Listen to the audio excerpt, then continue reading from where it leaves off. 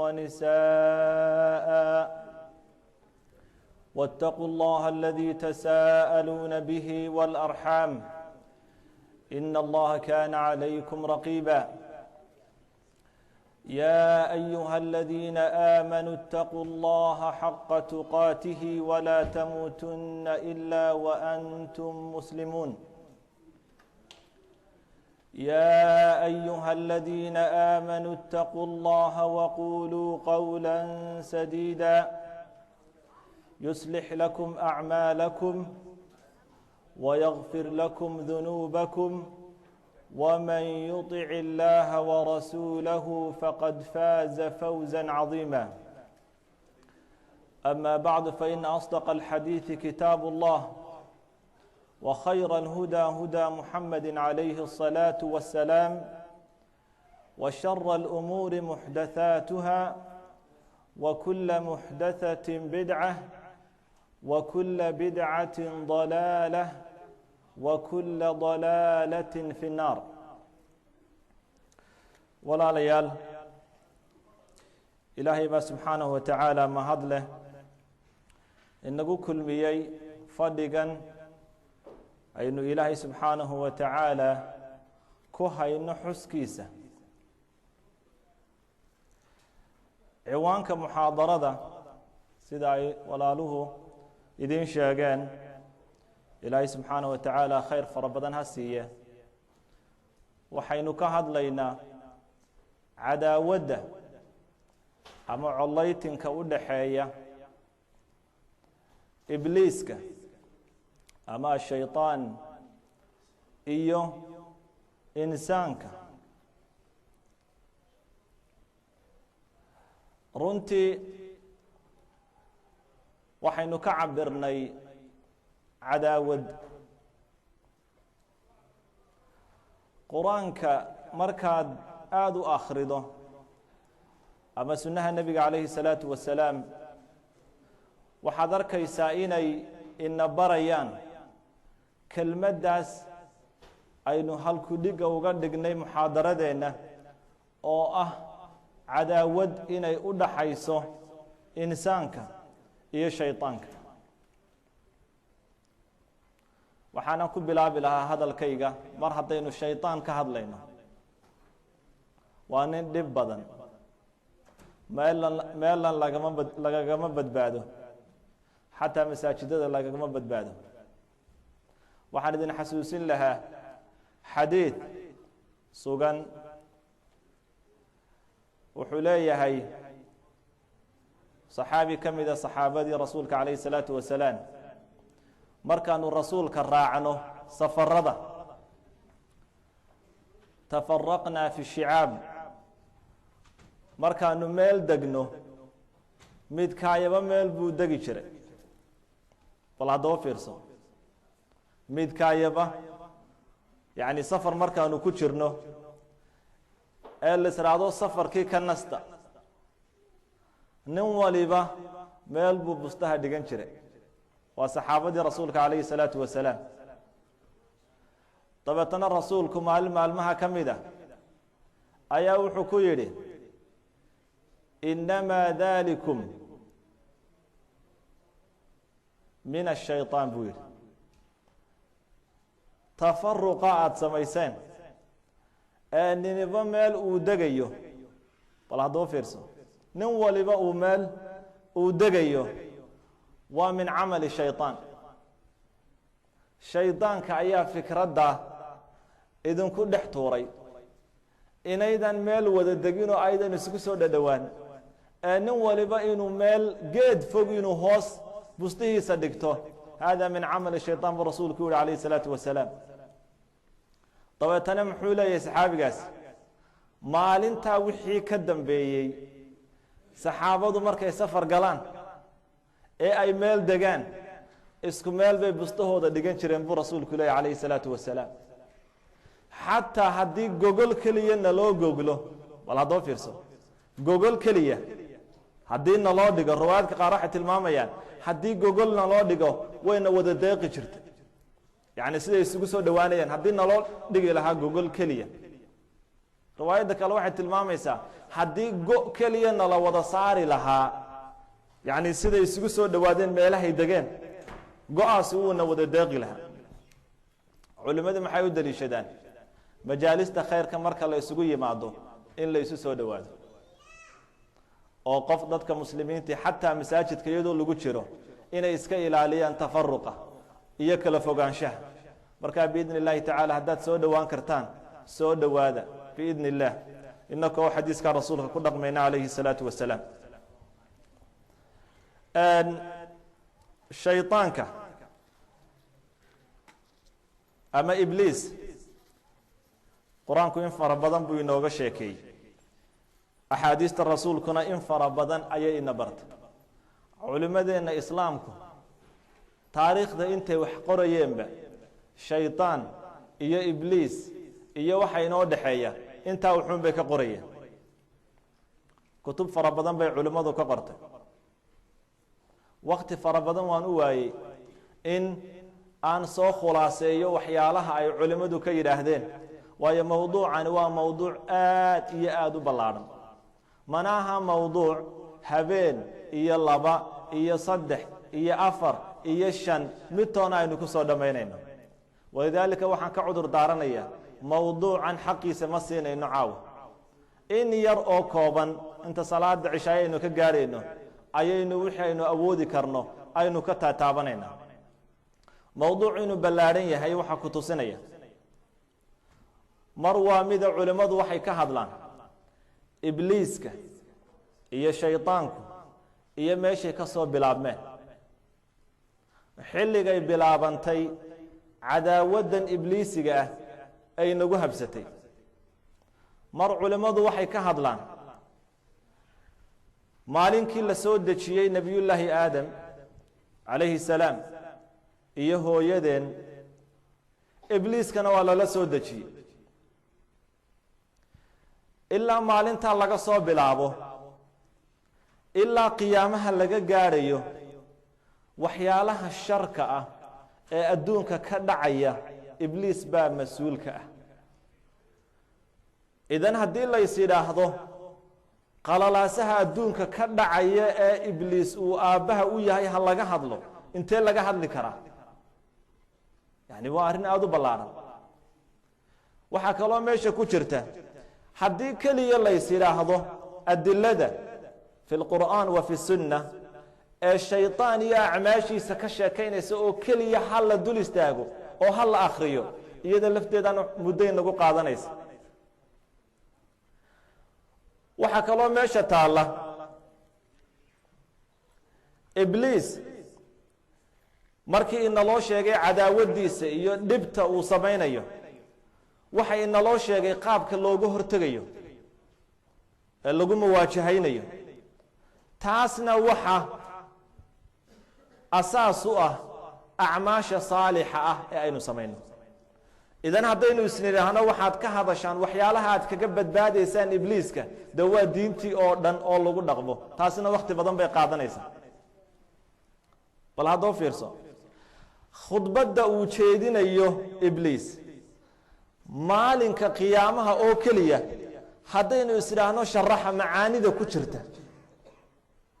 las speechkiisa speechka ugu dambeeya ee uu bini aadanka u jeedinayo khaasatan inta uu lumiyo ila waa ka khudbad jeedinaya cajiiba culimmadu markay is idhaahdeen taxliiliya waxay ku qaadatay inay ka sameeyaan buxuuth cilmiya oo daqiiqa in allaha wacadakum wacda alxaq wawacadtukum faakhlaftukum bal haddoo fiirso markuu khudbaddaa uu jeedinayo waar ilaahay ballan buu idiin qaaday xaqa oo dee jannada aad arkaysaan baad geli lahaydeen aniguna ballan baan idiin qaadoo been baan idiin sheegay bal haddoo fiirso halkaasay ka bilaabmaysaa khudbaddiisu khudbaddaasoo keliya haddii la israado taxliiliya ayaa wakti badan inagu qaadanaysaa laakiin waxaynu isku dayeynaa bal waxyaalo kooban inaynu ka sheegno waxa diintu inooga sheegtay shaydaanka iyo ibliiska iyo wixii la halmaala qodobka koobaad mowduucan markaynu ka hadlayno mowduucan وحكوشرا مواضيع ذا النقل جاء ويا وح غيبي إنك مقنا إبليس كما أرقنا شياطين الجن ما أرقنا ما دام وجه وح إنك مقنا غيبية عقل جن أو كلية كما قال كرنو حقيقة ديس وإن إنه أضرب فريسنا كتابك إيا السنة لذلك وحي أينو موضوعا أينو كجهل لأنه وحي يسكت دينا إنه استاجنا برت استاجتي شريعة الإسلام عقله أود فربضن وملها إنه وح بدن كأوجاده شياطينته أما إبليسك إيو عالم كيس waxay ka mid tahay mawaadiicdani mawaadiic dadka muslimiinta khuraafo badan ay ka soo gashay maadaama uu yahay wax inaga maqan oo qaybiya in dad fara badan ay isku dayeen inay aqligooda isticmaalaan iyagoo ka hadlaya ibliiska iyo shaytaanka tabatana dhibaatooyin fara badan oo aqad iyo barta ay ka soo galeen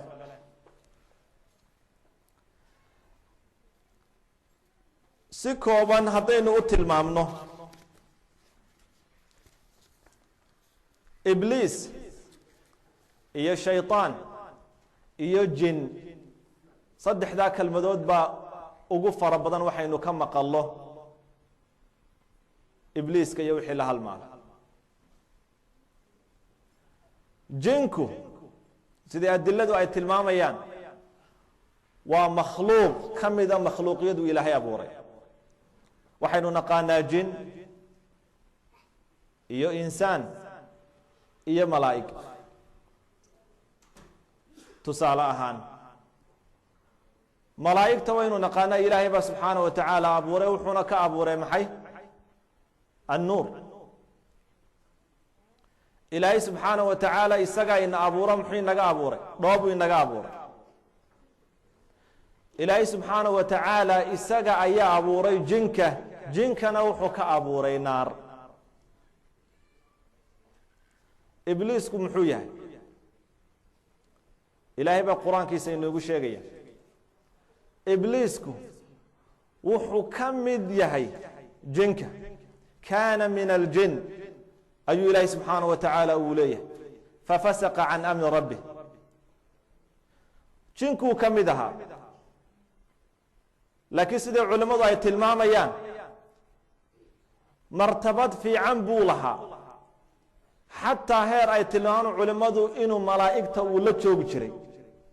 وملائكته ويسكمل ولا أها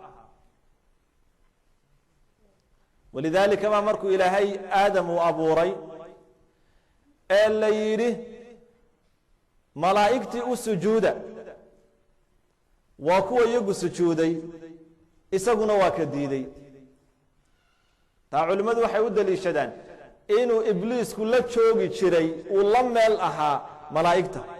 تاسنا واحد تلماميسا شرفت لها مركز علماء قاربة وحي رهدان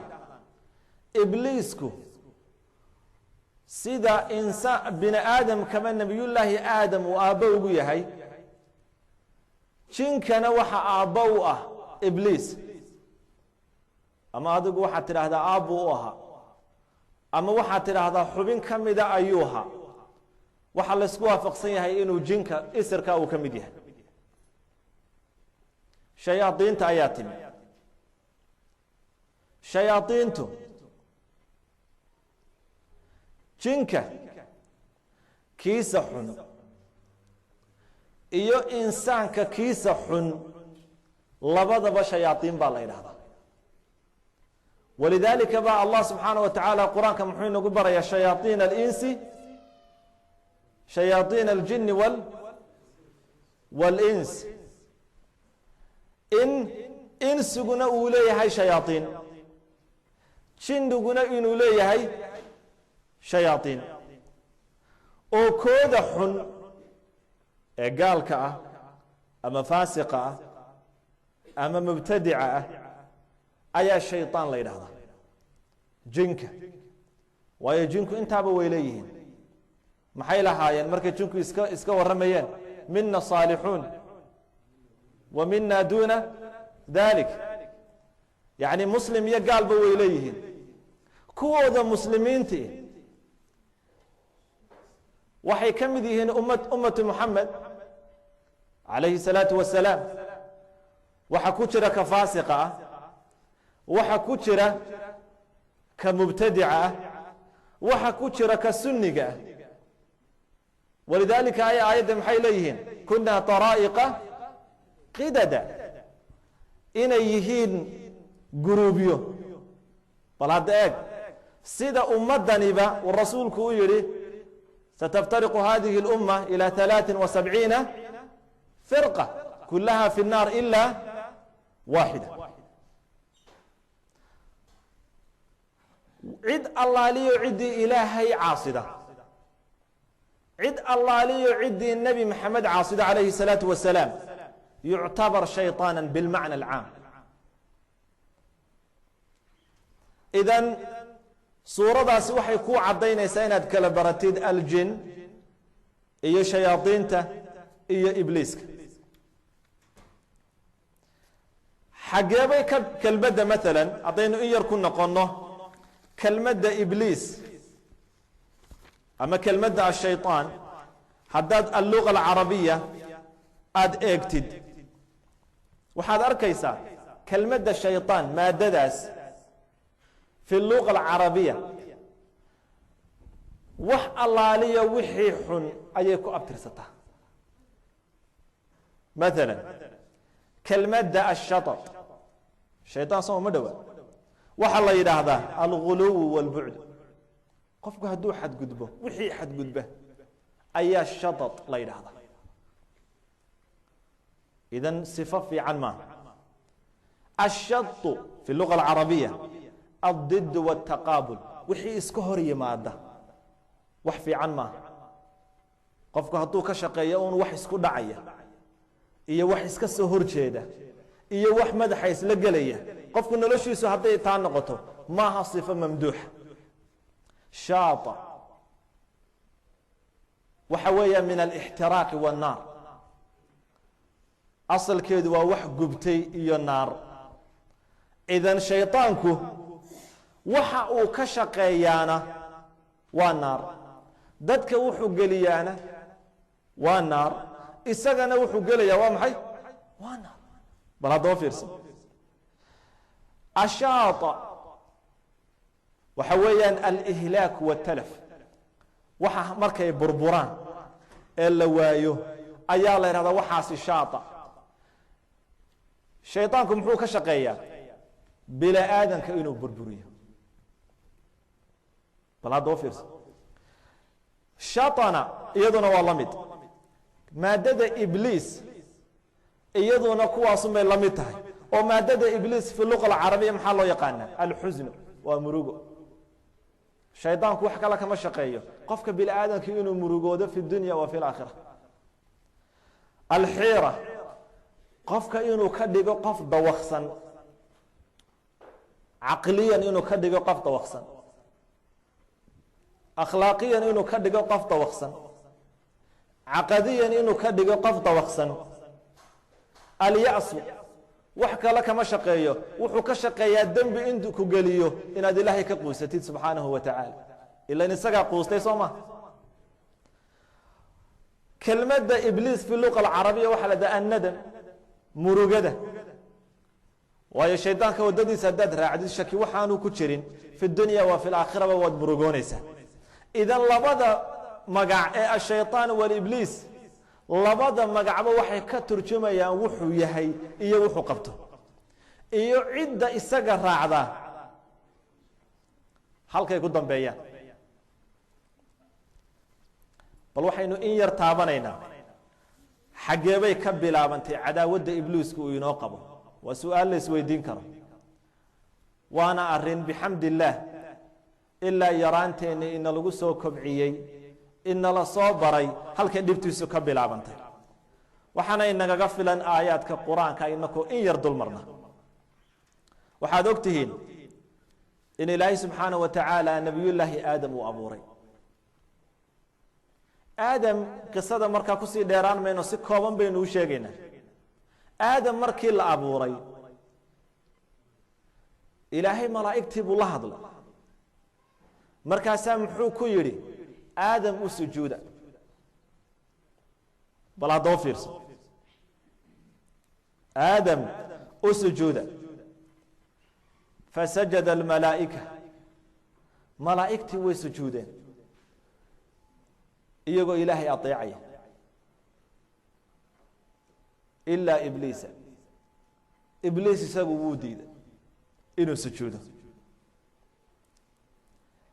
ilaahay baa subxaanahu wa tacaala ku yidhi bal u fiirso sujuuddii markuu diiday ayaa ilaahay su-aal weydiiyey ibliis waxa lala hadlayaa caqligiisa iyo maskaxdiisa iyo waxan uu sameeyey inuu u daw sameeyo u qiil sameeyo ilaahay wuxuu ku yidhi maa manacaka anlaa tasjud ibliis maxaa kuu diiday inaad sujuuddo waa question bal haddoo fiirso yacni sababkeen maxaa dhacay maxaad amarkayga u diiday maxaa kugu kalifay inaanad sujuudin jawaabtiisii waa la dhegaystay jawaabna wuu bixiyey wuxuu yidhi ana khayru minhu ninkan aada leedahay u sujuud aniga ayaa ka khayr badan buu yidhi aniga ayaa ka khayr badan markaasaa khayriyadan uu sheegtay ayuu sii sharaxayaa iyadood moodo inaanuu garawsanayn inuu ilaahay uu garanayo wuxuu isaga ka abuuray markaasaa wuxuu leeyahay khalaqtanii min naarin wa khalaqtahu min tiin anigana waxaad iga abuurtay naar isagana waxaad ka abuurtay dhoobo maadaama sidaas ay tahay aniga ayaa ka fiican wax aan ka fiicanahayna dee u sujuudi maayo buu yidhi waa macsiyadii ugu horeysay dabeetana ilaahay subxaanahu wa tacaala muxuu leeyay fafasaqa can amri rabbih amarkii ilaahay ayuu diiday ila ilaahay baa amray soo maaha laakiin malaa'igta muxuu kaga duwanaa khiyaar buu lahaa malaa'igtu khiyaar ma laha laakiin isaga maxaa la siiyey qudratu likhtiyaar inuu wax dooran karo oo macsiyada awood baa loo siiyey inuu ku dhici karo iyo inuu ka joogi karo daacada qaadan karaba ilaahay subxaanahu wa tacaala markii arrinkaasi uu dhacay ilaahay wuu u jawaabay ilaahay subxaanahu wa tacaala wuxuu leeyahay fahbit aayaad fara badan ayaa waxa weeyaan soo naqlinaya suuradda siday waxu dhaceen aayadaha qaar waxaa ka mid ah ilaahay inuu ku yidhi اkhruj minha mad'uuman madxuuran laman tabicaka minhum laamla'ana jahannama minkum ajmaciin maxaa la yidhi meeshan aad joogto maaha meel loogu talagalay macsiyo maaha meel loogu talagalay kibir ee meeshan iskaga tag baa la yidhi weliba adigoo aan ku eriyey adigoo oo dullaysan adigoo oon sharaf lahayn tag baa la yidhi mid kalena waa loo raaciye waxaa la yidhi adiga iyo cidda ku raacdaba naar baad gelaysaa bal haddoo fiirso ilaahay subxaana wa tacala aayad kale muxuu ku leeyahy fahbit minha fma yakunu laka an tatakabara fiiha fakhruj inaka min asaakiriin ka deg baa la yidhi meesha taasi maxay ku tusinaysaa haddii lagu ihahdo meel ka deg macnaheedu waa maxay markii hore meel saraad saarneed sharaf baad lahayd deg baa la yidhi xikmadda u fiirso cizadu waxay ku jirtaa طaacat اllahi wa طaacati rasuulih dulinimaduna maxay ku jirtaa ilaahay oo la caasiyo sharaf kasto qofku ha yeesho maalintuu ilaahay caasiyo hoos buu u soconaya deg baa la yidhi waxaana loo sheegay meeshan laguma kibro inaka min asaakiriin baa loo raaciyey waxaad ka mid tahay kuwa aan sharafta lahayn ee xaqiran ee liitaad ka mid tahay. gartu maxay ahayd? haddii uu qaldamay qaladkiisii inuu ka noqdo, inuu idhaahdo ilaahayo waan qaldamay, yaa rabbi qalad baan ku dhacay, yaa rabbi isaamax. laakiin muxuu sameeyey? taasi may dhicin. wuxuu yidhi fabicizatika, horta ballan ilaahay buu su-aal kala weydiistay,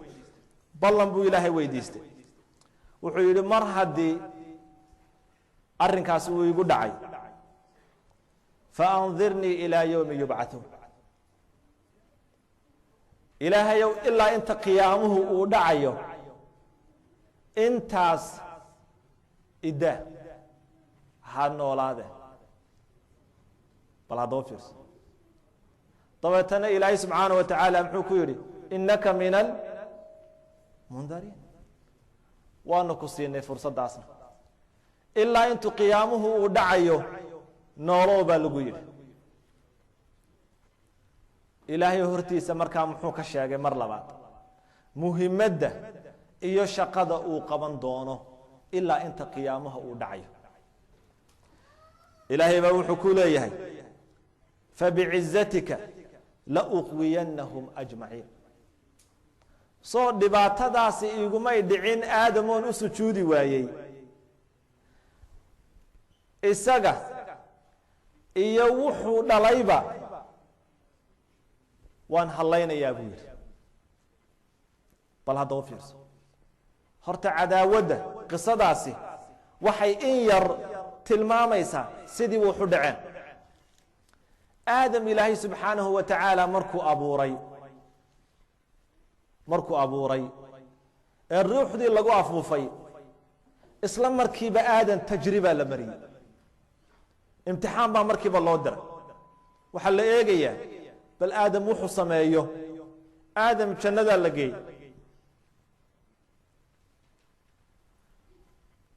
waxaana loo sheegoo la siiyey warbixin. waxaa la yidhi ibliisku ninkaa ku diiday inuu kuu sujuudo cadow ayuu kuu yahay, ee iska ilaali. jannadiina waa taase gal, waxaa ku yaallo oo dhan waa kuu bannaanta. hal geeduun iska ilaali, geeddaasun ha cunin baa la yidhi. bal haddaba fiirso. walaa taqraba haadihi shajara, adiga iyo xaaskaaguba xaawa ha isugu dhowaanina baa la yidhi geeddaas. ibliis ilan ballan buu qaaday, wuxuu doonayaa ballankiisii inuu kaga aargoosto, uu kaga bilaabo aadam.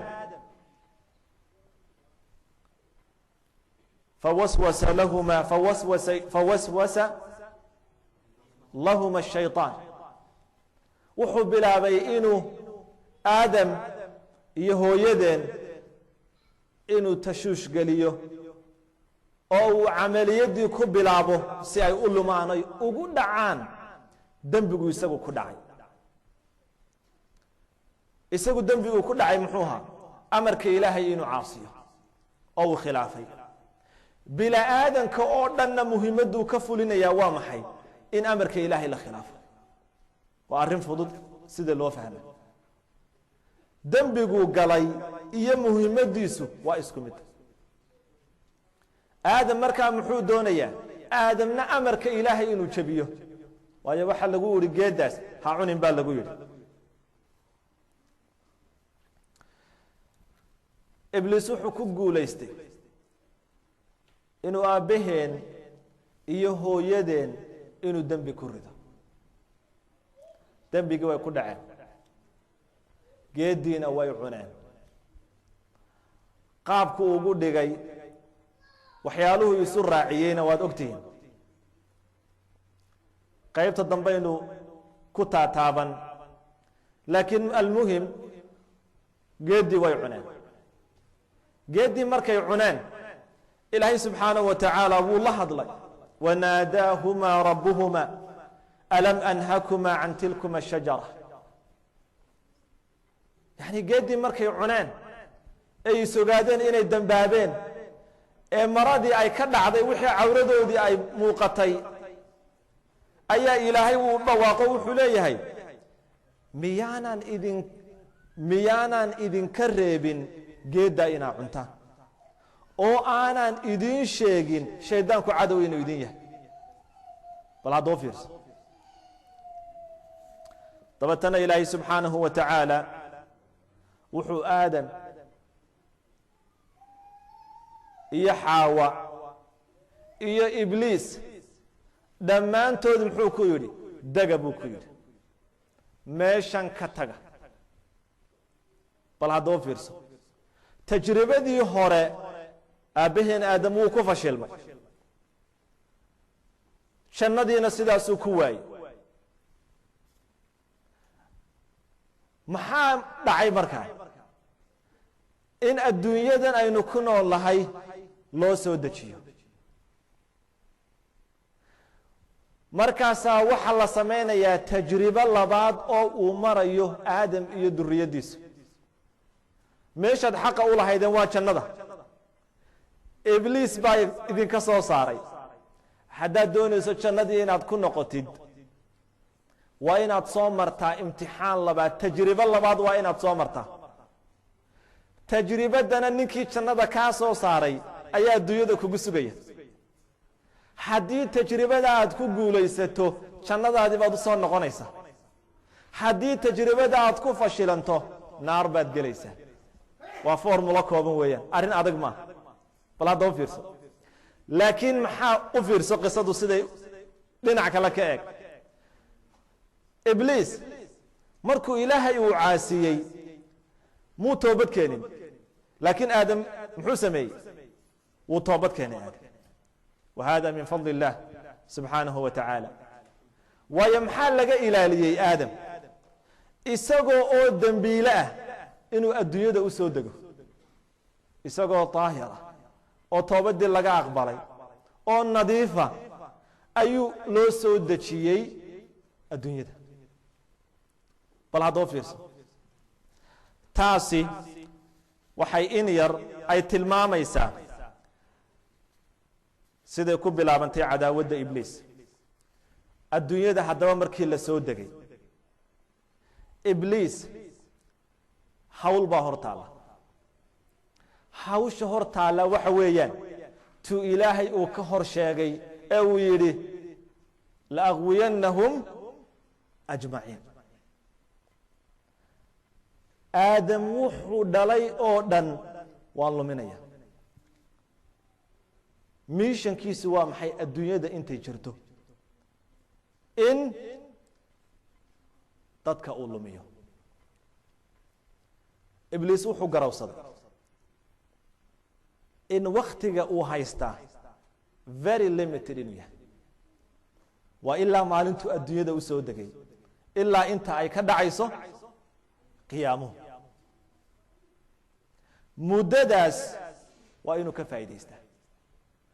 muddadaa waxa uu lumin karo waa inuu lumiya waa muhiimad aad iyo aad u ballaadhan oo aad u weyn haddii miishan intaa leeg la fulinayo waxay u baahan tahay xikmad waxay u baahan tahay qorshe waxay u baahan tahay awood waxay u baahan tahay dhaqaale waxay u baahan tahay ciidan waxay u baahan tahay farsamo idan ibliis waa inuu sameeyaa sulda shayطaaniya waa inuu boqortooyo shayطaaniya adduunka uu ka sameeya haddii aanu maamul jirin horumar lama gaadhayo wax badanna lama fulinayo hawsha uu qabanayaa waxay ka fursan weyday inuu maamul culus inuu dejiyo walidaalika ayaa kelmadda sulطaan ayay inta faraa badan le shaydaanka aayaddu maxay ahayd inamaa sulطaanuhu calى aladiina yatawallowna ee kelmadda sulطaan baa la sheegay kelmadda maxay asulطaan ayaa la sheegay waxay ka turjumaysaa shaydaanku inuu ku wareegayo ama ibliisku nidaam sulطawiya inuu ku wareegayo oo maamul dhisana inuu muhiimadiisa uu ku fulinayo ilaahay muxuu leeyahay adoomahayga kuma lihid sultaan bal haddoo fiirso يعني كوا مخلصين تا أود كملهد كلمة السلطة أي العبر بل إن يرهين الصورين إبليس مامول كيسة وحي رهين كتابنا حتى إنه مامول أنه شرحيننا مامول كأنه نقانا ومامول كأدوية إذن صورة واقعية حتى إنه أدقنه oo waxyaalahan hareeraheena ka dhacay ama sida aynu u noolahay hadaynu ku cabirno waxaynu aad u fahmi karnaa shaydaanku sidoo uu shaqeynayo maamul marka aynu naqaano maamul waxyaalaha ugu muhiimsan ee uu leeyahay waa inuu yeeshaa madax head waa inuu yeeshaa shayaadiintu acmaasha ay sameeyaan iyo boqortooyada shaytaanka waxa madax waa ibliis bal hadoo fiirso adilada quraanku waxay ina barayaan ibliis ka weyni inuu leeyahay xafiis ama central uu ka taliyo oo ka dhex baxsan dadka ولذلك أي قرآنكو حديث واحد تلماميان إن إبليس رسولك صلى الله عليه الصلاة والسلام إن لإبليس كرسيا فوق الماء إبليس وحو ليه هاي كرسي بولي كرسي قوقوا يا كفر يستا دولة سنك مدحونا ما كرسي قاسو كفر ديا لكن maxaa kale oo la yiri kursigiisu wuxuu ku yaalaa fawqa almaa biyo dushood macna waxa weeyaan badda ayuu ku leeyahay xaruntiisa ugu weyn ee uu ka taliyo ee awaamirta uu ka bixiyo xigmadda halka ku jirta culimadu maxay ku taxliiliyaan waxay yiraahdaan hadii lagu yiraahdo ciidan unqo يعني قيادة أسماء تلسك عيدا ككلهاجي تلسك حاجات كدقي لهاي ما واحد كدقي لهاي علك حبضه كدا عيسو مثل تلسك أقوين واحد كدقي لهاي مال سيفة أو مدحضة عيدا كهجامين إياه كبحسن ماشى دجالك كدا عيو لكن أود أي أوليهين إن مراقبيان أو الله سعدان سيد دجالك هو سعده labada keeba dooran leh deena ka dhax baxaan walidaalika waxyaalaha maanta awoodaha militariga ah ee cusurtii dambe awooda kala qaybiyay caalamka maxaa kamida ninku inuu awood u yeesho inuu xaruntaada kugula dagaalamo isagoo oo maskaxdiisa iyo awoodiisa iyo intelligence-giisa uu ka baxsan yahay meel adigu aad soo gaari kartid idan ibliis si uu uga baxo tashuushka ayaa wuxuu ka dhigay awoodiisii meel bini aadanka ka baxsan waxaa lagu barayaa oo quraanka iyo axaadiistu ay ku barayaan ibliis inuu leeyahay ciidamo junuud inuu leeyahay walidaalika baa ilaahay subxaanahu wa tacaala muxuu leeyahay wajunuudu ibliisa ajmacuun ciidamada ibliis waxa maskaxdaada lagu beerayaa in meesha dagaal culusi uu jiro oo ciidamo loo adeegsanayo wala doo fiirso ninka madaxda ah iyo ciidankiisa waxa ugu weyn ee looga baahan yahay waa maxay maxaad ku qiyaasi lahayd ninka madaxda ah iyo ciidanka uu u taliyo factorka ugu weyn ee ka qayb qaato guushooda maxaa ugu muhiimsan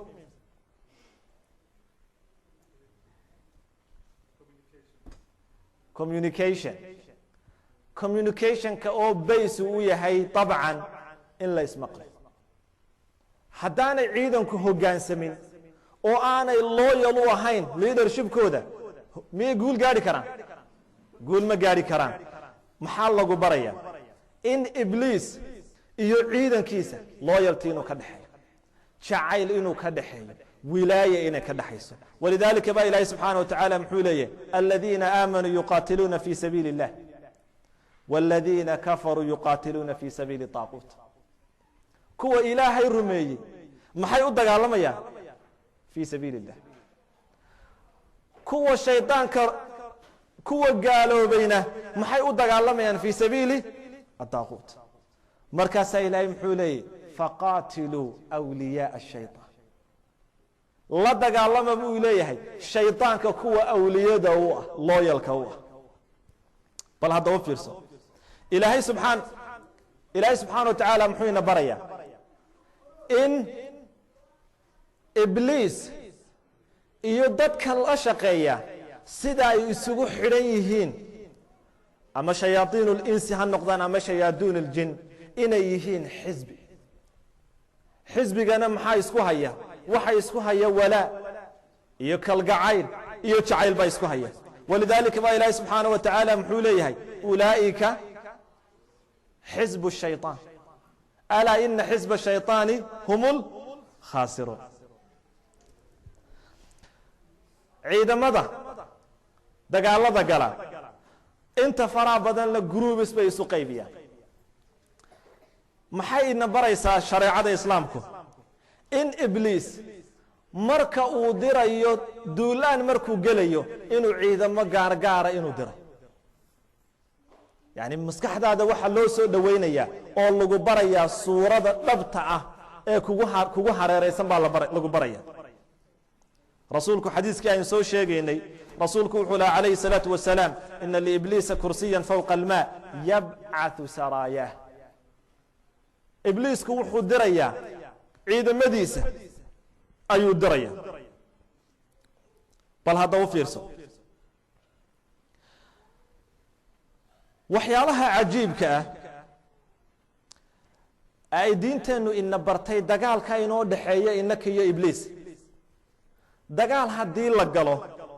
maxaa lagu yaqaanaa inay dagaalka cidina guulaysato cidina laga guulaysto haddii la guulaysto maxaa la sameeyaa ciidan hadduu guulaysto waxa ugu horeeyuu sameeya waa maxay dee calankoodu ka taagaa meeshu ka guulaystay soo ma rasuulku bal wuxuu inoo sheegaya u fiirso calayhi الsalaatu wasalaam rasuulku wuxuu leeyahy ma min khaarijin yakhruj min beyti qof gurigiisa kama baxo hadduu ka baxana gurigiisa laba calan baa ka hortaagan raayat biyadi malak calan malag baa haya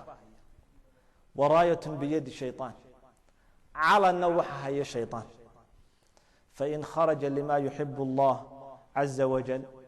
haddii qofkaasi uu gurigiisa uga baxo wax ilaahay raali gelinaya itabacahu اlmalak malaga ayaa calankiisa la raaca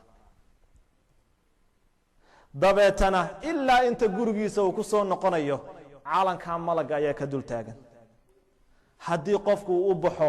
wax ilaahay cadho gelinaya atbacahu shayطaanu biraayati shaydaanka ayaa calankiisa la raaca dabeetana shaydaanku calankaasuu kula daba taagan yahay ilaa intaad gurigaaga kusoo noqonaysa yani muxuu tilmaamayaa xadiisku meesha ilaahay lagu caasiyo yaa guulaysta shaydaan calankiisuuna taagaan meesha ilaahay lagu adeeco yaa guulaysta almalaa'ika calankooday taagaan haddii meel ixtilaal uu ka dhaco oo si rasmiya waxaa laga yaabaa ciidanku intuu meel uu galo intuu qabsado calankooda uu taago oo laga saaro oo kuwii kale ay taagaan laakiin waxaa jira calan permanent ah haddii meesha lagu kala guuro oo cadowgaaga aad baabiiso calan rasmiyaad meeshaa ka taagataa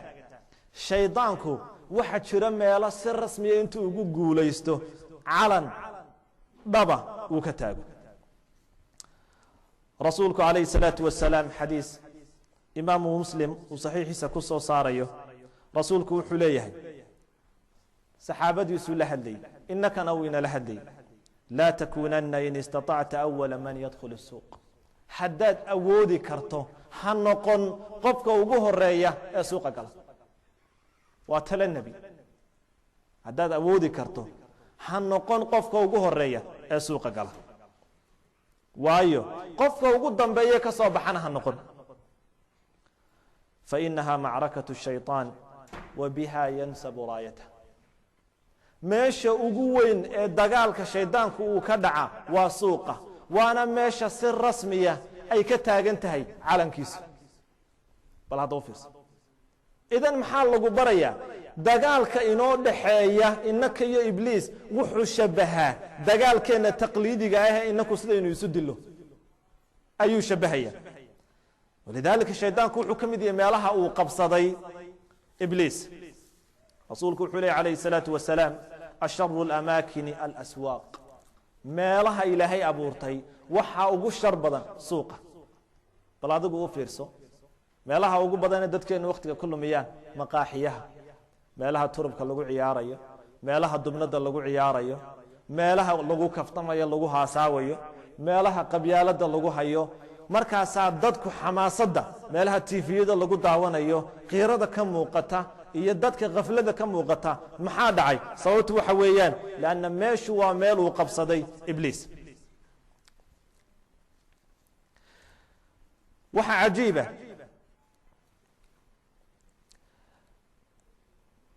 dagaalka waxaynu naqaanaa haddii dagaalaad gashid ama adigaa lagu qabtaa ama waxa laga yaabaa inaad cadowgaaga qabatid ibliisku dagaalka uu ku jiro diintu waxayna bartay marmarka qaarkood in isaga gacanta lagu dhigay isagoo isla operation soo fuli ayuu ku dhacay shabakad dabeetana waa la qabtay waxaa tilmaamaya rasuulka calayhi salaatu wasalaam xadiidkii isagoo rasuulku tukanaya salaad farala ayuu sidaa gacantiisa yidhi calayhi salaatu wasalaam صلاة مركو كبحي أي صحابة وحي لهذين يا رسول الله أحدث في صلاة الشيء صلاة دحدة ما وحبا دعي رسول كوحور مايا وحبا ما دعين لكن الشيطان كوحو يسكدي إنه يسوه ويرره أو يسوهر عرره سدو صلاة ويقشره طبيتنا وان قبطي مركاسان عيجيي markaasaa dhareerkii ka yimi carabkiisa ayay gacanteeda soo gaadhay rasuulku alayhi salaatu wasalaam ilaahay baan ku dhaartee waxaan ku xidhi lahaa buu yidhi geed baan ku xidhi lahaa buu yidhi si caruurta reer madiina ay ku ciyaaraan buu yidhi oo ay ku dulmeeraystaan laakiin maxaan xasuustay ducadii walaalkay sulaymaan uu lahaa ilaahayow hasiin ilaahayow boqortooyo ay sii aan cid aniga iga dambaysa aanaad siin boqortooyadiisana maxaa ka mid ahayd awoodda inuu u lahaa nimanka inuu xirxidho shayaadiinta iyo waxaasoo dhan intuu qabqabto oo ku shaqaysto markaa wuxuu lahaa taasi haddaanay dhacdeen waan qaban lahaa buu yidhi maxay tilmaamaysaa in uu bacd alaxyaan inuu ku dhici karo shabakad isaga lagu qabanayo waxaa kaloo suurtagala adigana inuu ku qabto ama si macnawiyaba inuu kuu qabto maskaxdaadii iyo diintaadii inuu qafaasho oo dadin caqligiisa haddii qaswilfikri uu kugu dhaco oo maskaxdaadu maydhanto dee jirhkaagu waxba ma sheegayo bal haddoo fiirso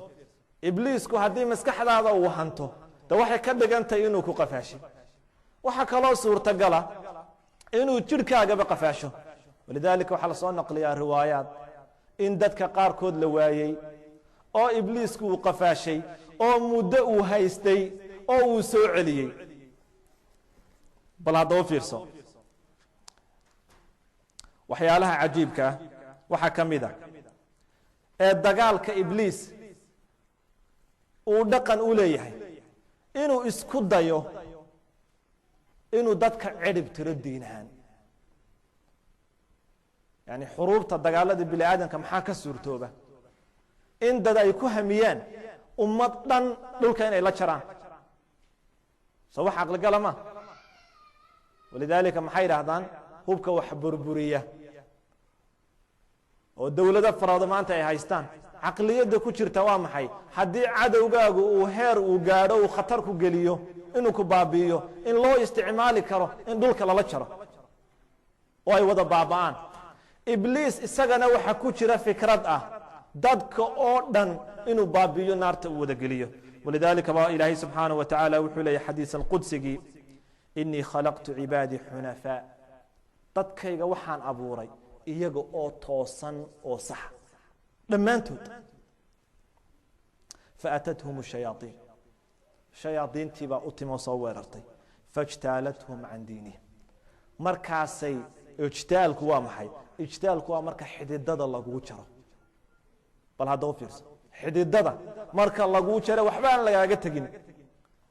lanna shaydaanku muxuu haa hamigiisa iyo goolkiisu in uu xididada u saaro dadku inay diin yeeshaan bal hadda u fiirso walidaalika baa ilaahay subxaanaه wa tacaala wuxuu qur-aanku ku leeyahay aakhiro marka la isugu yimaado walaqad sadaqa calayhim ibliisu dannahu maalintuu ilaahay hor taagnaa dee wixiisu maluu ahaa markaasaa ilaahay muxuu leeyahy malihiisii wuu kaga dhabeeyey malihiisii maxay wuu kaga dhameeyey waxyaalaha tilmaamaya in ibliis dagaalkiisu uu yahay mid dhib badan ibliis wuxuu ku dadaalayaa inuu isagu noqdo suldada iyo awoodda ka jirta adduunkan aynu ku noolahay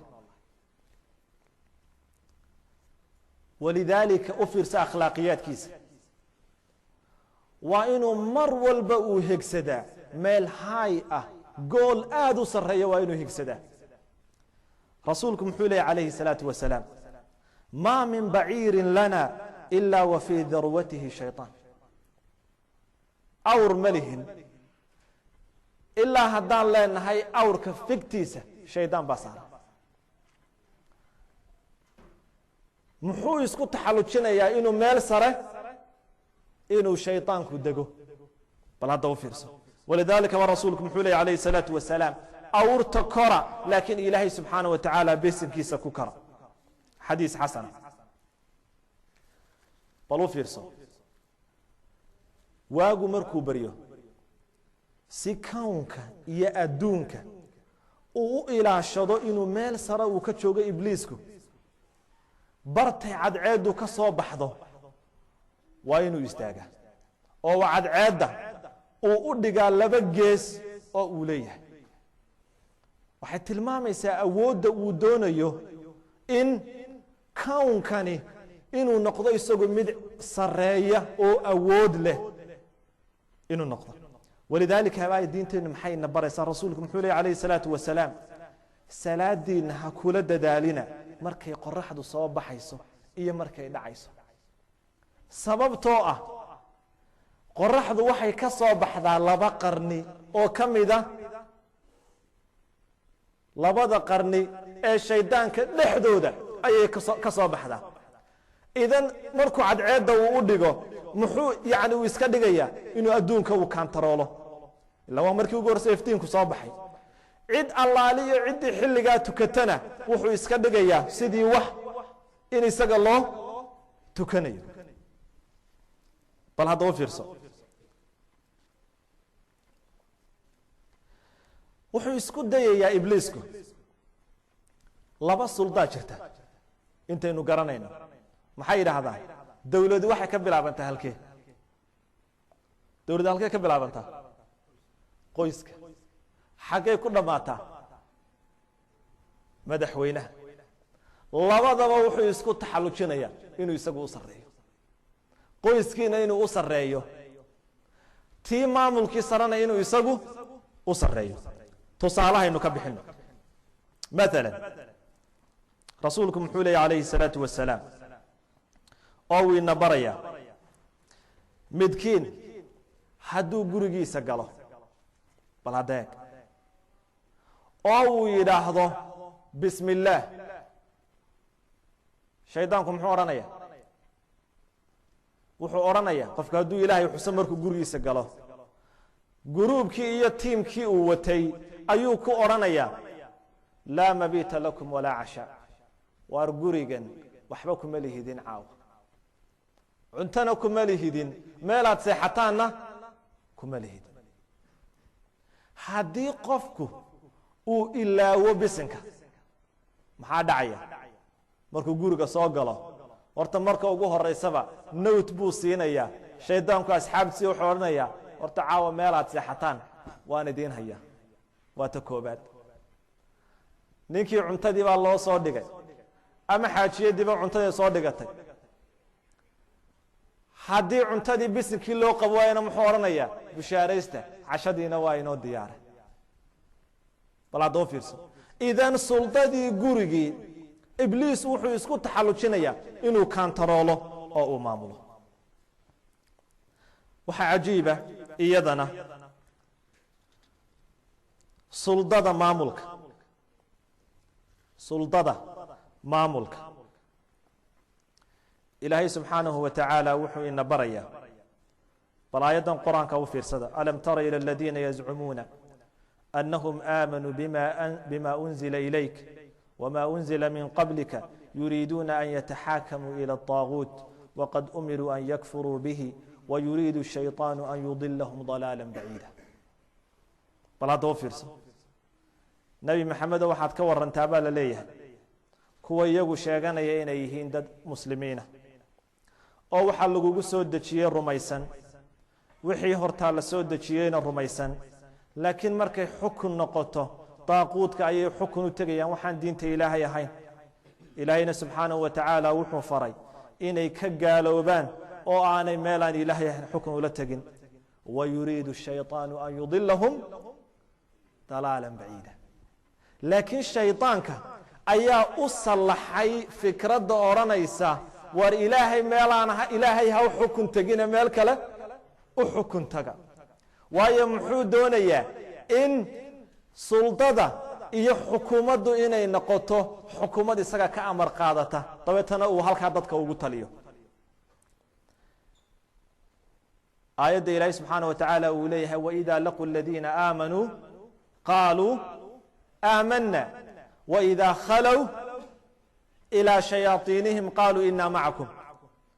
haddii ay u tagaan kuwa muuminiinta waxay odhanayaan muslimiin baanu nahay laakiin markay shayaadiintooda la joogaan maxay odhanayaan inaa macakum inamaa naxnu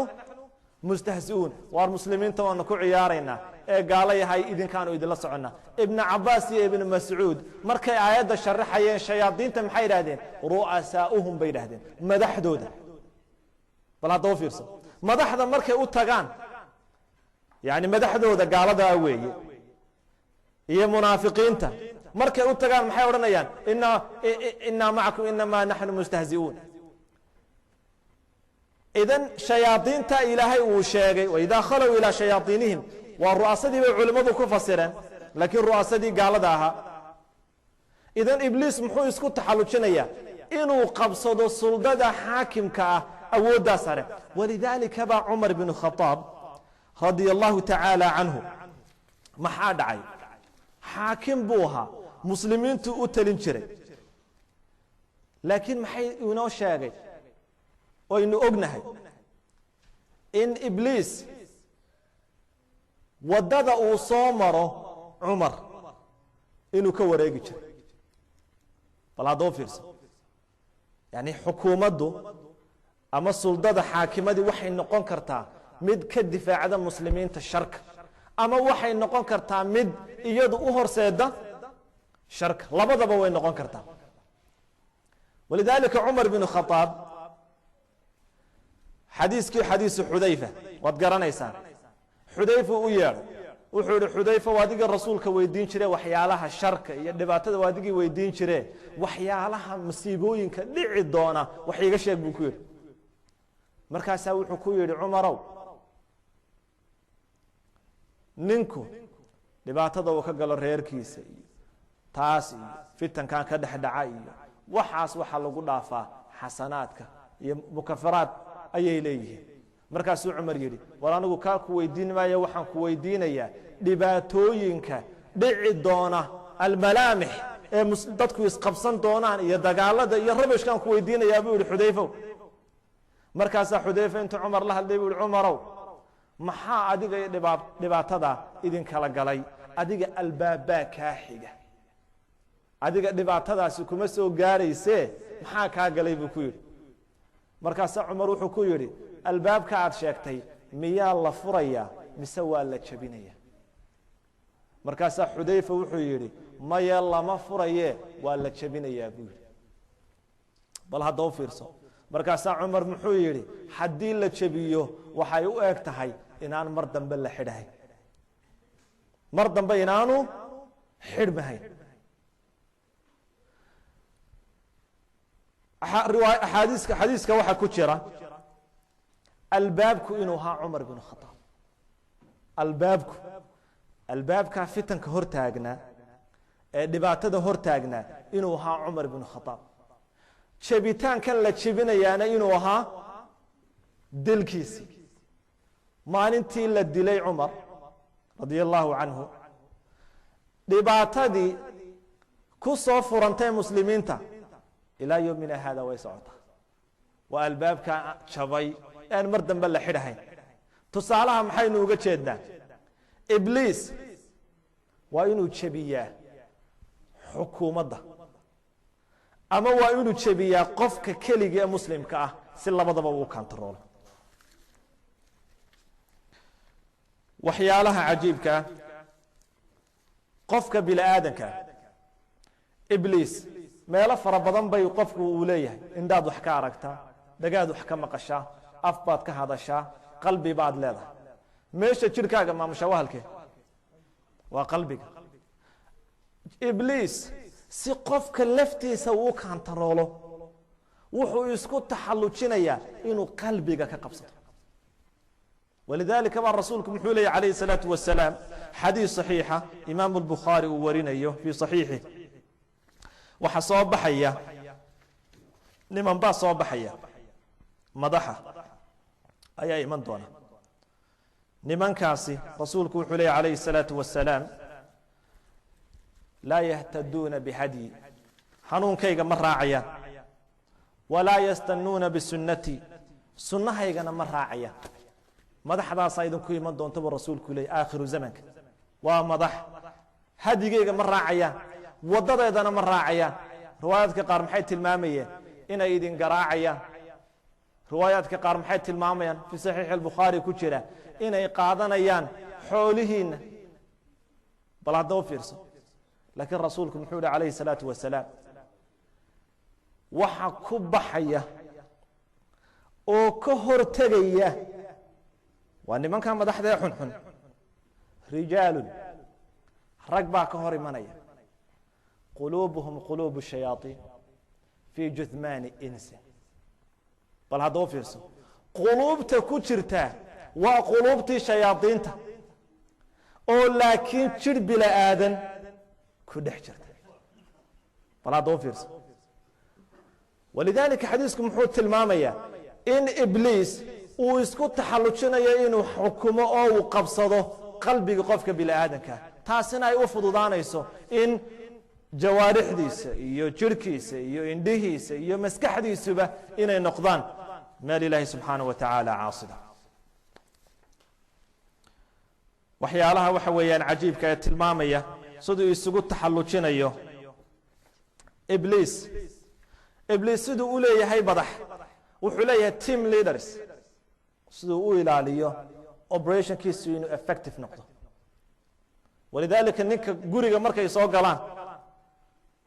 nin keliya shayطaan keliya kuma daba socdo waa team taas maxaa u daliila markuu la hadlayo uu leeyahay laa mabita lakum walaa cashaa yuu la hadlaya koox baa la socota gurigaaga markaa koox baad degaysa markaa isagay amarka ka qaadanaya bal haddoo fiirso haddii nin keliya uu ku daba socon lahaa wuxuun bay noqon lahayd waa iska ridi lahayd laakiin markay koox dhani ay ku daba socoto camaliyaadka uu guriga ka fulinayaana camaliyaad sahlan maaha haddaana taxadirin waayo diinteennu maxayna bartay inuu seexanayo inuu cuntadii kula cunayo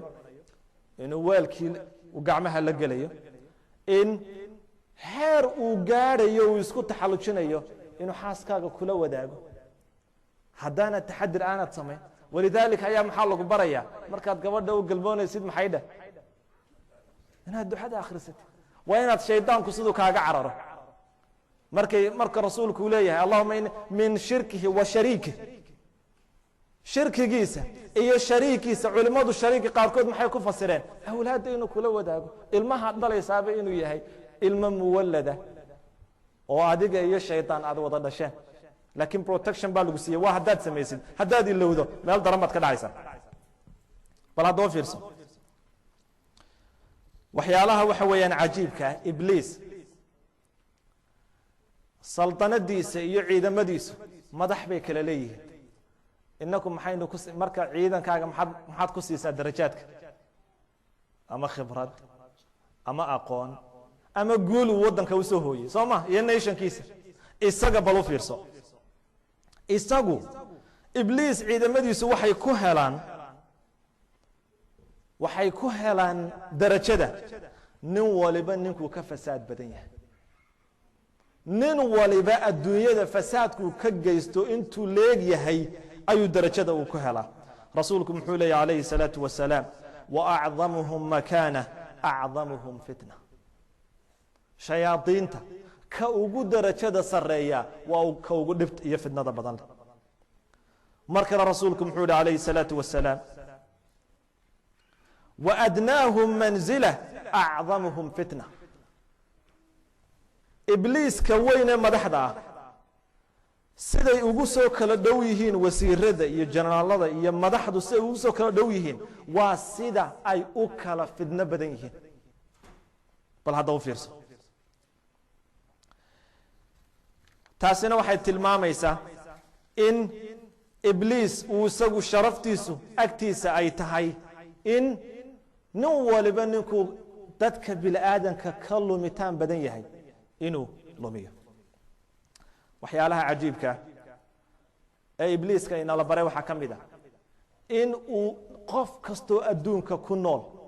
inuu u samaystay qof lumiya yani diqada u fiirso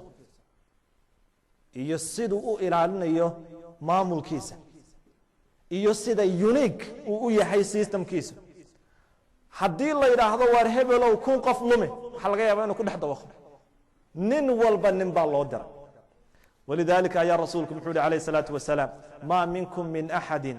ilaa waqad wukila bihi qariinuhu min aljin hadduu nin idinka mid yahay ilaa waxa la socda shaytaan bal haddaba fiirso heer xataa wuxuu gaadhay macangegnimo iyo sida uu doonayo goolkiisa inuu u gaaro cid walba lumiyo xataa nabi maxamed cid buu daba dhigay calayhi salaatu wasalaam bal haddaba fiirso markaasaa rasuulka waxay ku yidhaahdeen oo rasuulka ilaahi adiguna ma qariin baad leedahay ma shaydaan baa ku daba socda markaasuu rasuulku yidhi haa laakiin aniga ilaahay baa ii gargaarayo dabeetana ilaahay wuxuu qadaray inuu kaygu uu islaamo bal haddaba fiirso waxyaalaha cajiibka ah meel walba waa inuu ciidan dhigtaa xilliga salaada eedaanka waa goorma ayib waxyaalaha cajiibka inuu meel walba dadkii qof kasta qof u daba dhigay waxa kaloo cajiiba in meel walba inuu u sameeyo shaytaan bal haddaba fiirso markaasaa rasuulku muxuu leeyahy calayhi salaatu wasalaam ina ashayطaana la yaqifu lilinsaani fii atruqih shayطaanku qofka wuxuu u istaagayaa meel walba bal awoodda u fiirso meel walba wuu taagan yahay gurigii tiim baa jooga waddadaad maraysay qolaa jooga masaajidkii qolaa sii joogta madarisadii qolaa sii jooga iskuulkii qolaa sii jooga shaqadii qolaa joogta miitinkaad gelaysa iyo qolaad hoosta ka soo xidhateen qolaad joogta oo idin dhex fadhida walaalahaagii aad shaqada wada hayseen ayuun baad arkaysaan oo kala jeedoon war xaggeenu u kala jeednaa bal haddaba fiirso rasuulku muxuu ina barayaa calayhi salaatu wasalaam qofku haddii meel uu dego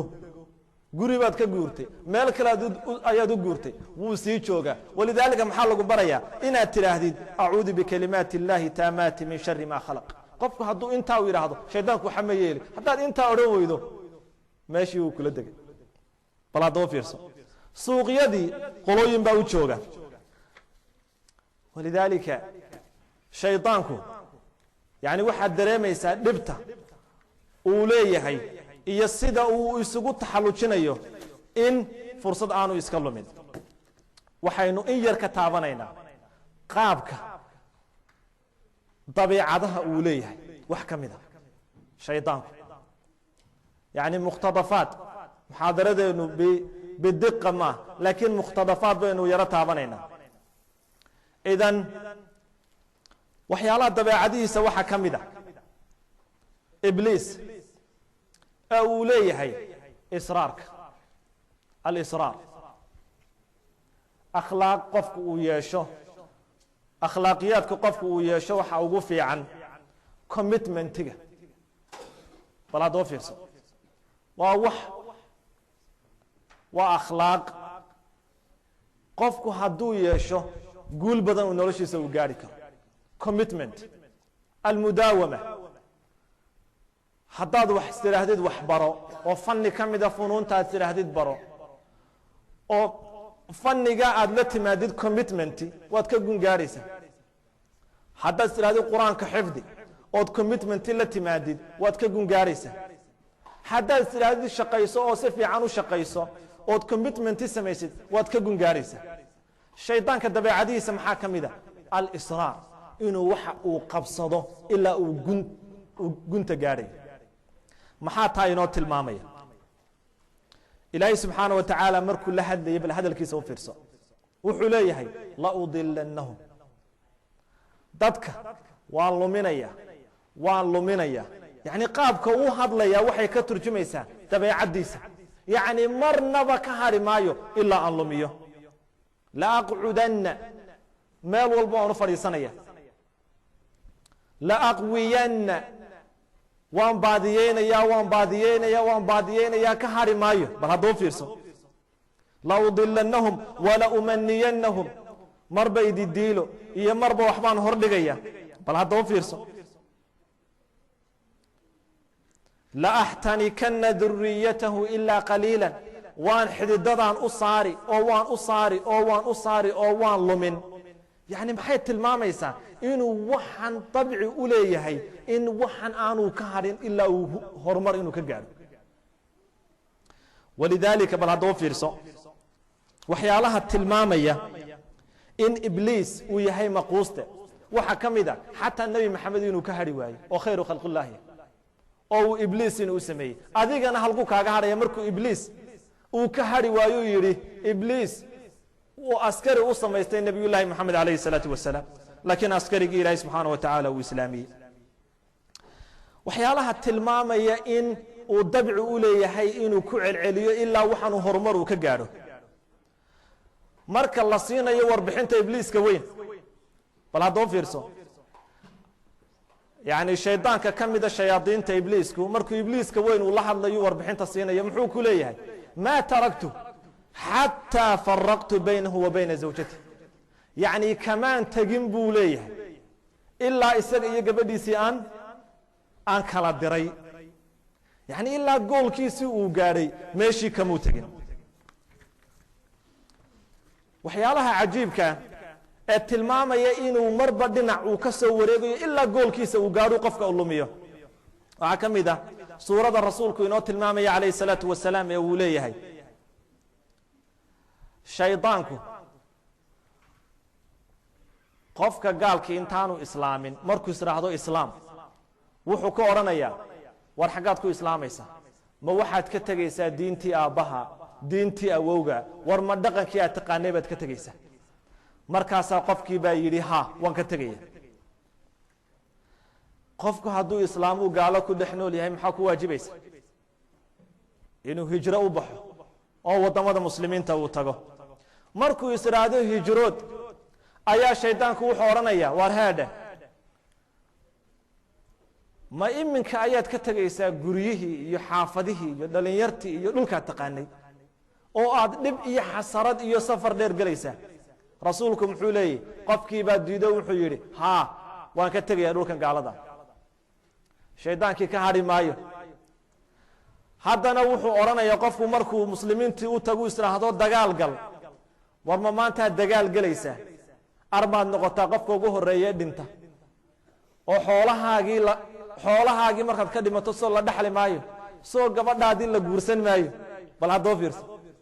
markaasaa haddii uu diido uu idhaahdo maya taasna waan ka hadhay rasuulku muxuu leeyay calayhi salaatu wasalaam man facala dalika minhum qofka sidaa sameeya famaata ee dhinta kaana xaqan cala allahi an yudkhilahu ljanna ilaahay waajib waxa ku ah oo ilaahay xaq u isa saaray inuu ilaahay qofkaa jannada u geliyo maxay tilmaamaysaa ibliisku inaanu marnaba qofka ka hadhahayn ilaa uu isku dayo inuu lumiyo waxaa ka mid a bacd alaxyaan waxa dhici karta ibliisku inuu shirqool kuu dhigo laakiin shirqoolkii uu gaadhi kari waayo oo dabinkii uu kuu dhigi kari waayo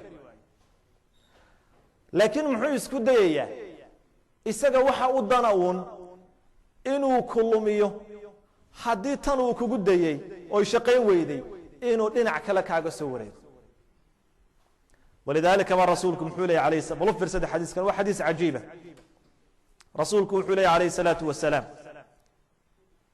ina ashayطaana shayطaanku qad aysa an yacbudahu lmusalluun shayطaanku wuu ka quustay nin ilaahay u tukada oo ilaahay ku xidhan inuu isaga caabudo bal haddoo fiirsado walaakin fi اtaxriishi baynahum muxuu ku guulaystay inuu isku diro macnaha miyaad fahanteen macnuhu waxa weeye sooma idin maqal aayadda qur-aanka ee odhanaysa وأن هذه أمتكم أمة واحدة وأنا ربكم فاعبدون آيادani laba wax bay ina baraysa cajiiba mid waa laba waxoo aan kala dhicin oo ilaahay subxaanaه wa tacaala isbarbar dhigay kow ilaahay wuxuu ina barayaa inaynu noqono umma waaxida وأن هذه أمتكم أمة واحدة أمة كلياتهين أمة كليا النقضة يونتيين إلى عليا محاك الله آياتك بريسا وأنا ربكم فاعبدون أنا قلنا وحانا هي إلهين إله كليان هي كلي عابد والله بقضيه أو كم إذا أصوش إسلامك مدوا قضية الوحدة تدخل مد نقطة midna waa qadiyatu tawxiid in ilaahay keligii la caabudo haddii ummadi ay tawxiidka weydo maxaa ku dhaca fi nnaar ummadi haddii ay iskhilaafto musiiba ku dhacda musiibadaasina waxay u horseedaa inay lumaan hadday lumaana naartay galaan ibliis u fiirso ibliis culimmadu waxay taxqiijiyeen labadaa qadiyadood midun buu ogolyahay labadaba ma wada qaato kaama yeelayo inaad noqotid ahlu tawxiid ummadda muslimiinta inay noqoto ahlu tawxiid mida abadan laba mid soo kala gala dad yahaw ama tawxiidka qaata oo u diyaar galooba dagaal iyo dhib iyo inaad iscuntaan ama mid keliya noqdo oo dad xunxun noqda labadaa midun kala qaata walidaalika baa rasuulku muxuu leeyay calayhi salaatu wasalaam shaydaanku wuxuu ku guul daraystay dadka ilaahay caabudo ee tukada inay isaga caabudaan laakiin muxuu ku guulaystay inuu ataxriish madaxa inuu isu geliyo walidaalika waxaa laga yaabaa inaad la yaabtid aad tidhaahdid waar heedha waxaan aragnay nin dhalinyaro ah oo soomaaliya ma tukado siduu noo sheegay qur-aanka ma akhristo ولي ما آمن سند طبعا وحبنا والله شاقي لكن وحو آمن سيهي أو ليهي دين إسلام كهدي وحو الدين صح أي تاي أو مسلمين تأيهين أمد ودد توصن هيسته محمد حيسو قليب عيد كلامه هي جالسين نقول انتنا إلى حد ليس صومالي ده أفك صومالي يقول حد ليس ما مدباتهين مسمى حادث كل شرتان ورهدي أدد جبأتهين ودين في عنها يسته محاصلة إذا كده جايبوا مرايكم بوجوده برادو فيرس ابن القيم رحمة الله عليه وحو شرح يا قديدا بؤاد شرح يا وحو ليهي شيطانك أدونك سدا صواغ مركاسا وحو يري وريا قالوا بيا مركاسا يقول يرهد أنك قالوا بينا هل كانوا بحبوه يا إسلامي أنك إسلامي هل كانوا بحيدنكم قول ذي قالوا دي محو قرية مكو قريسة عيدا مدي سينيهين عيدا مدي سو قرية ددكي سينيهين أوليدي سينيهين إذا محو يسكو تحلو شنيا الدنيا دا انت تشوغان وابن القيم هذا الكيس رحمة الله عليه ونفس مالك وشرح كترجمي وحوليا وحو يسكو تحلو شنيا إن او كشقيو قال هذا وح كستو قروح وياليا مدني مدودة هرماركودة وانت الدنيا دا تشوغان وشدد وكلي وامحي كو iyagu inaanay gaalnimada ka tagin way baxasha macaasidaan ay yiraahdaan tan ayaa wadadii saxda ahayd haddii aanaanu fiicnayn ma intaasoo awoodaanu heli lahay ma intaasoo aqoonaanu heli lahay ma dhaqaalaha iyagaa sidaa u kabci lahaa ma adduunka ayaanu powerful ka ahaan lahay yani caqliyadda u fiirso muxuu kaloo isku taxallujinayaa qofka muslimka inuu is yiraahdo war adigu waxaanaad ku taagantay waa qalade waxaan quruxda badan leh ee gaalnimadani armay xaqii tahay dabeetana uu ku lumo walidaalika ilaahay muxuu ku barayaa aayadii quraanka maxayd hal la yaabina maxay yaana idin cajab galin jirkoodu ya yu'jibuka ajzamuhum balaadoo fiirso maanta dhalinyarteeni waxa laga yaabaa culimadeena jirkooda hadday arkaan culimadeenu waa dad aad u dhuudhuuban sida lagu yaqaano waa dad tabar daran waa dad waxa weeyaan waxa laga yaabaa khamiis ibn Uthaymin sheekhaad maqasheen waxa la yiri khamiis mala laba khamiis wuxuu lahaa mooy yani waxa la yiraahdaa khamiisku uu xidho maalinta jimcaha kale bedeli jiray baa khamiista uu casaan maalinta khamiiskiisu uu casaan jiray baa يعني واحد تلمام يساينانو إن الله ما يدين يعني واحد قرن إنسان صحابة وصلي هاين للي يرتي إنه حتى علماء إيجان حلاقي أبى تشركوا ده إنه يسان لكن نقاله إنه تشركي سإيجانو سدو يحيو سدو يحيو والله جاي أبى إنه وحاو يسكو إلاو بل هذا فرصة إذن إبليس محو يسكو تحلو شنيا قال كي إنه كدقوا وح قروح بدن مسلم كينا إنه كدقوا وح فالحون لا بعرف أي سووا كو مدي waxa weeye in ninka muslimkii laftiisu uu istuhumo oo uu yiraahdo war heede maxaa kaasiya malaaba ka qaldantay baash war maxaa faqriga iyo busaaradda idin dul dhigay maxaa dhibaatada iyo dagaalka idin daba dhigay maxay technology iyo science-kiisa idinkan ka haray maxaa idin ku dhacayso idinkan hubba haysanba soo idinkan bilaa dhaqaalaha talo madiintaada qaldan mala ilaahay mala meel qaldan baad ku socotaa inuu sidaa u yiraahdo wuxuu kaloo isku taxallujinayaa gaalku inaanu la dhacin qofka islaamka oo markuu qofka islaamka uu eego inuu u arko wax foolxun walidaalika ayaynu gaalada aragnay qaar fara badan inay ku leeyihiin war haddaad fiican tihiin Soomaalidiina Saudinka isku dhaqanka ee isku luqadda ee isku diinta markay kuwan missionaries ay diinta masiixiyada faafinayaan kaysaska ay ka duulaan bay kamid tahay war hadii aad dad isku mid tihiin oo isku luqad tihiin oo aad isku diin tihiin dadka intaa isla helaa diintoodu hadday saxsan tahay ilaahayna uu jecel yahay guul bay gaari lahaayeen ee maxaa idinka maqan waad fiicantiin inta kale diintiinnun baa qaldan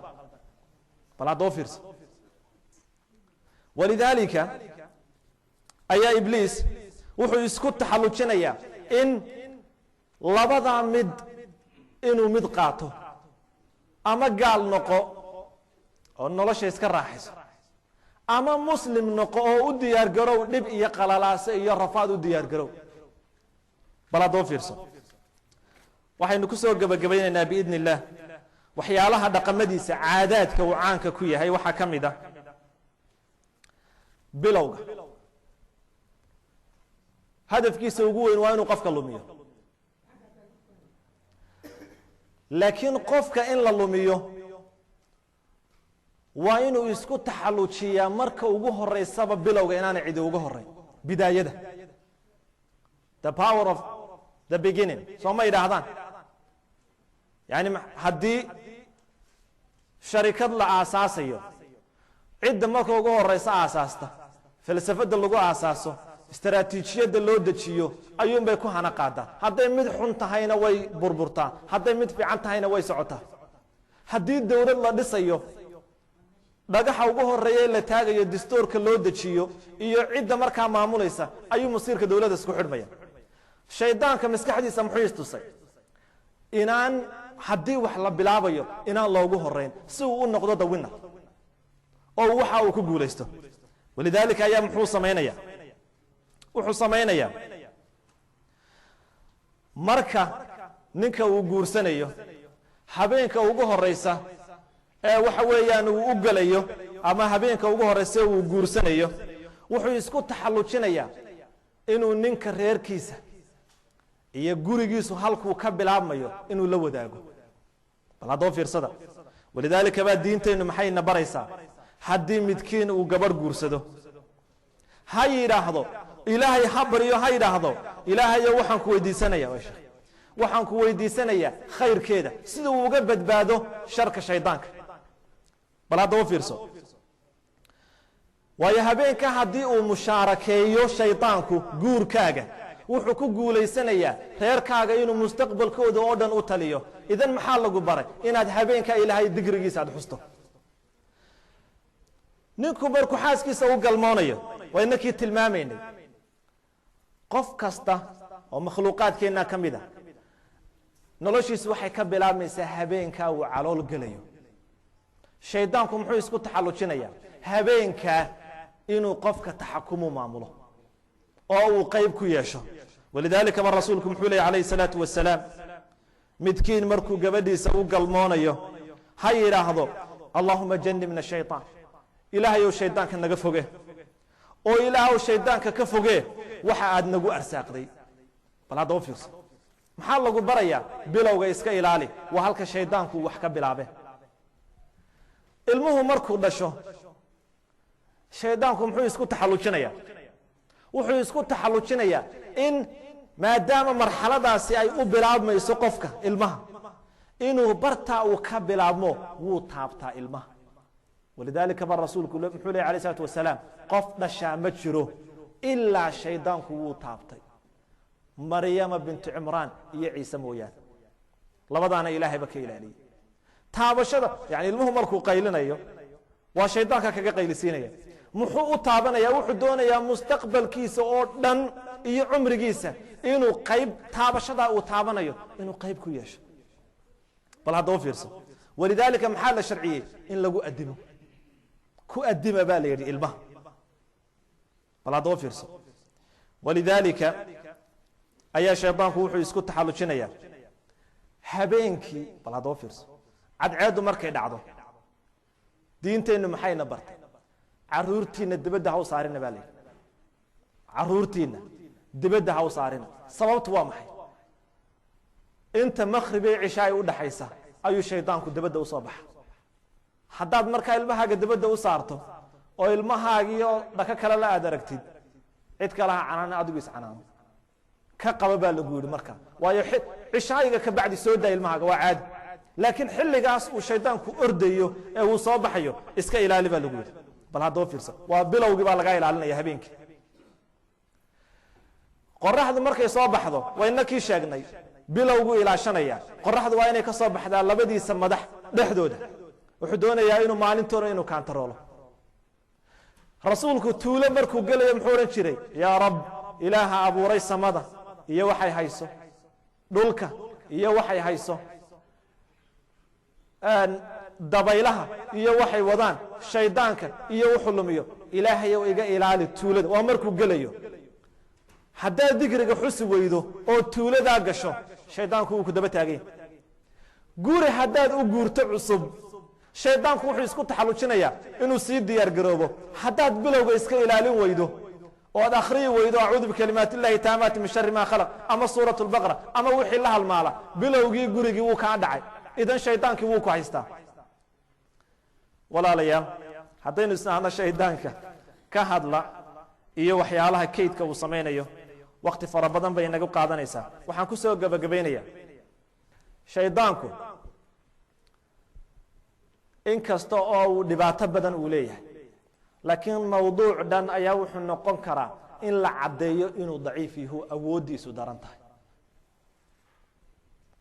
oo sida lainoogu sheegay inuu dhib badan yahay laakiin haddana waxay naloo sheegay awood inaad u leedahay inaanu ku lumin karin laakiin waxaa cajiiba dagaalka maalintaa uu bilaabay ee uu yidhi ilaahayow ilaa inta qiyaamuhu uu ka dhacayo idaa dagaalku muxuu ku soo gabagaboomaya waa in taqyiim la sameeya dagaal hadduu dhaco oo laba dad isdilaan oo la kala adkaado waa la qiimeeya dowladda maraykanku dagaalkii ciraaq may qiimeyn wixii kharash kaga baxay wixii dad ku dhintay iyo wixii ku khasaaray iyo waxay faa'iido gaadhay haddaynu ibliis aynu qiimayno dagaalka uu ku jiro hal tusaale aynugu filan aakhira marka la isu yimaado ilaahay nebiyullaahi wuxuu la hadlayaa aadam wuxuu ku odhanayaa aadamow waxaad soo saartaa dadka inta naarta gelaysa dadka marka hore waa la kala qaybinaya 1000 qofba meel baa la istaajinaya 1000 qof meel baa la istaajinaya aadam baa loo yeedhaya xadiis saxiix waad garanaysaa waxa la odhanaya waxaad soo saartaa dadka inta naarta gelaysa aadam wuxuu odhanaya yaa allah wamaa bactu naar oo ilaahayow inta naarta gelaysa maxay yihiin markaasaa maxaa lagu odhanayaa soo maaratid 1000 qof waliba inay meel taagan yihiin haa 1000kiiba 999 ka soo saar naartay gelayaan halna muxuu gelayaa xaguu gelayaa jannaduu gelayaa bal haddoo fiirso idan dagaalka uu ibliis uu ku jiro maxaynu ku qiimeynaynaa 99% uu guulaysanaya dadka oo dhan boqolkiiba halna way ka badbaadayaan markaa miyuu guulaystay mise uu fashilmo maxaad ku qiyaasi lahaydeen ya aakhira markuu tegay wuu fashilan yahay laakiin muhiimadiisii iyo dagaalku galay miyuu ku guulaystay mise uu ka fashilmo ilaahay baa u qiray walaqad sadaqa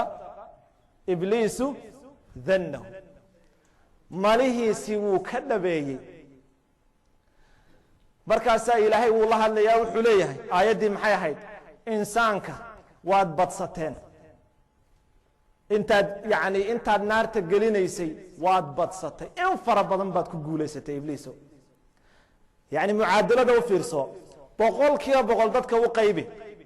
hal jannaday gelaysaa 99 maxay gelaysaa soomaydin maqal xadiiska kale rasuulku leeyahay calayhi salaatu wasalaam ummadda laba u qaybi ummadda qayb gaala noqota maxaa la yiraahdaa ummatu dacwa iyo in islaamta ma wax kala jira ummatul ijaaba la soma ummatul ijaaba rasuulku muxuu yiri yuhuud buu yiri rasuulku 72 bay u qaybsameen 72 baa naarta galay hal baa jannada galay nasaaraduna waxay u qaybsameen 72 hal ayaa naar jannada galay 71na waxay galeen naarta ummadayduna waxay u qaybsamaysaa 73 fariiqo 72 waxay galayaan naarta midna waxay galaysaa maxay calculation ku imisoo noqonaya wali waa imisa waa 1% 99% naarta galayaan ibliis markuu hubsado in 99% ay naartii galeen 1%na ay jannada galeen 1ka ilaahay baa khudbad u jeedinaya 99ka khudbad cajiib u jeedinaya wuu la hadlaya wuxuu leeyahay waryaarehen ballan baan idin qaaday ilaahayna ballan buu idin qaaday ballanka ilaahay idin qaaday xaq buu ahaa soo ma aragtaan dadka ahlu jannada iyo jannadoodii waa kaas anigu ballan baan idin qaaday been buu ahaa falaa taluumuni war aniga hay canaananina waluumuu anfusakum idinku iscanaanta awood idinkuma lahayn wuxuun baan idin sheego waad i maqasheen anigu maanta waxba idin tari maayo idinkuna waxba ii tari maysaan labadeennuba naartaynu wada gelaynaa sheekadiina halkaasay ku dhammaatay xaqiiqadu waa maxay walaalayaal halla dareemo maxaynu uga jeedaa mawduucan markaynu ka hadlayno inaynu ogaano inaynu macraka ku jirno iyo dagaalkuna halkuu ka dhashaa gondahaaga meel fog ha ka dayin subxaanaka allahuma wabixamdika ashhadu an laa ilaha illa anta astaghfiruka waatuubu ilayk